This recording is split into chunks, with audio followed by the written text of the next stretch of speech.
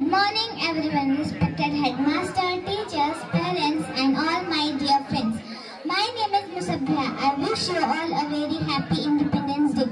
Independence Day is a national festival of India. It is celebrated on 15th August every year.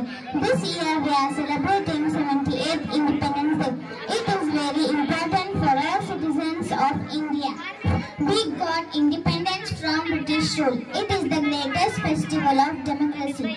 Many freedom fighters sacrificed their lives to get freedom for India. We should be grateful to our freedom fighters. After independence, we got all our fundamental rights.